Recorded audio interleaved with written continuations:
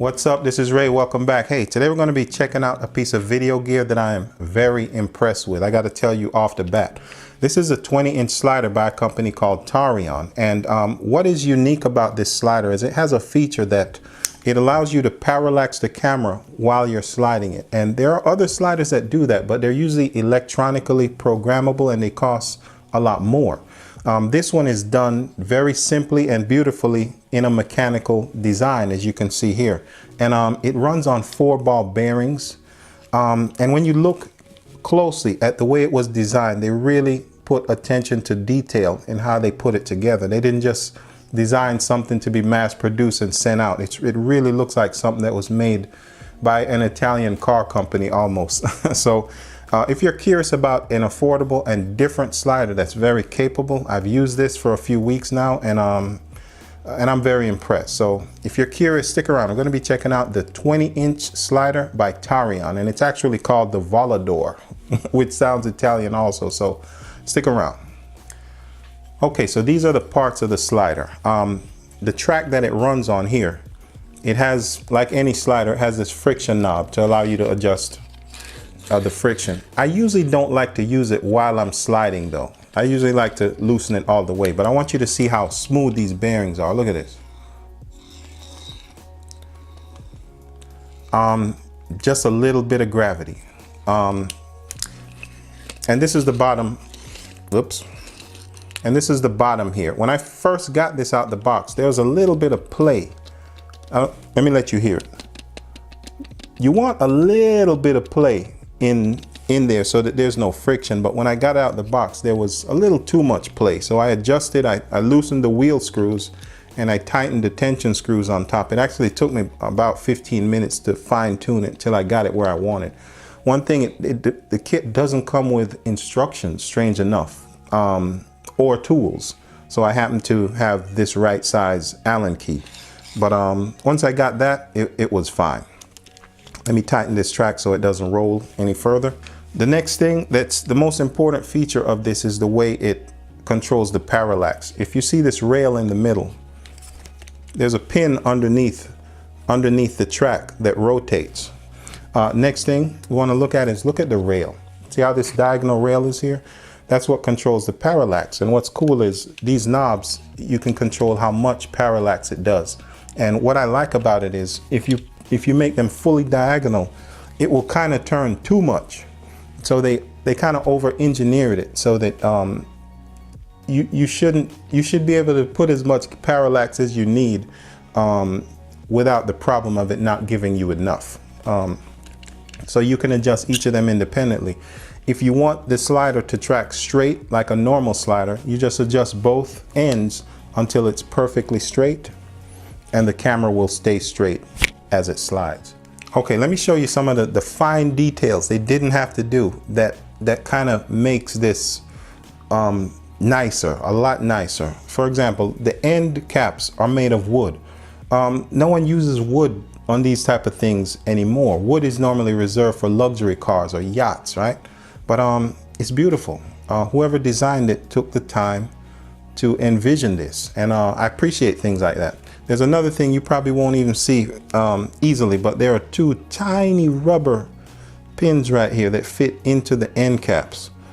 Those rubber pins stop the slider when it hits the end. It cushions it. And again, it's just a little thing, but I notice it. And that's important. Also the feet. I think the feet are the only part that is not made of metal. It feels like some kind of, I don't know, fiberglass or whatever. But also something else I noticed, the feet has this tiny little nub here, so that when you close it, you can hear that click. It locks the feet in place so that they don't slide out easily. It's a little thing, but I really like that. Another important thing is tripods come with a 1/4-inch screw and a 3/8 screw. They put both options, not just in the middle, but on both ends. So you don't have to get an adapter for your tripod like a lot of sliders would require you to. Another thing is this screw on the top. It looks like a 3/8 screw. It took me a couple days to realize this is an adapter on top of a 1/4 screw. If all you have is a quarter screw ball head, you can unscrew the adapter and put your quarter screw ball head on top of it too. Fine attention to detail. I really give them credit for that. So those are the intricacies of the slider. So let me show you now some of the video examples I was able to get out in the field with it, because I really don't like sitting indoors talking about things like this that you're really going to be using outdoors. So check these shots out.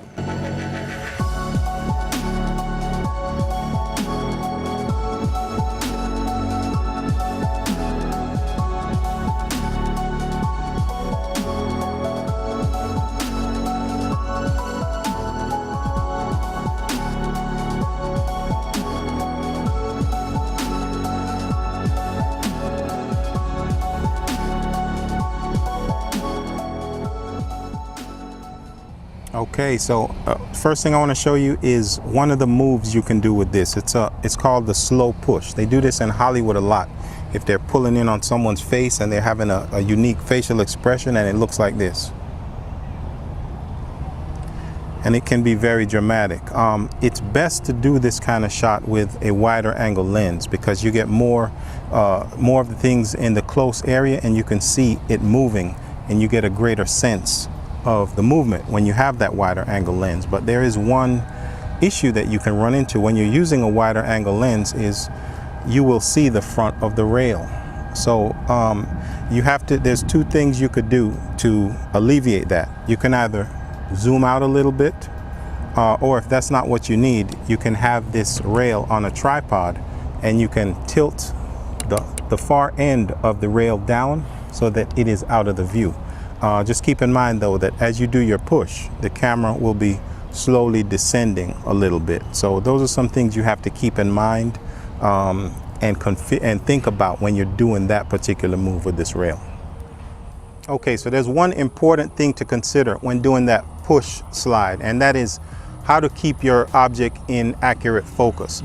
So what a lot of professional videographers may recommend you do is push the camera all the way out to its furthest setting and focus on your object. That way, when you start from the outward push and go in, your object will slowly come into focus, and it'll be beautiful that way. Another more advanced way you can do it is if you have a manual lens with the distance scale on it, you can find your focus from the furthest distance and find your focus from the closest distance. And as you push, you can manually rotate the focus ring until you reach that point, the end point of the lens, the same time you reach the end point of the slider. Okay, so the next thing I want to point out is how to get the best results mounting this to your tripod. You might be tempted, like I was, to put this directly on top of the ball head that's on top of your tripod, because it'll give you much more latitude with how to direct the slider. But what I found is, once you put a heavy camera on here with a lens and slide it all the way to the end, if the ball head isn't tightened fully, it can start to sag and move because of the weight of the camera.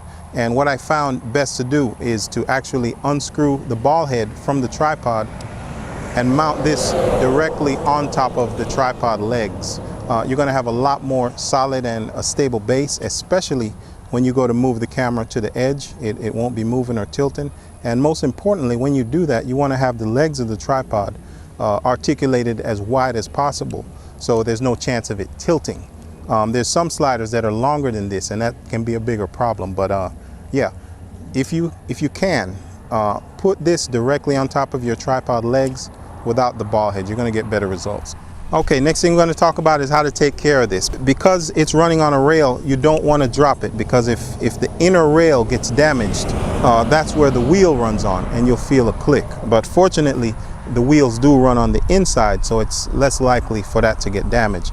Another thing that all sliders have to be careful of is you don't want any sand or dirt to get up in here. If there's 2 grains of sand on the rail and you start to roll it, you're not only going to feel it, but you're going to hear it. So you definitely want to keep it clean when you're done. You don't want to just throw it in your car trunk. You want to put it back in the box or some kind of case.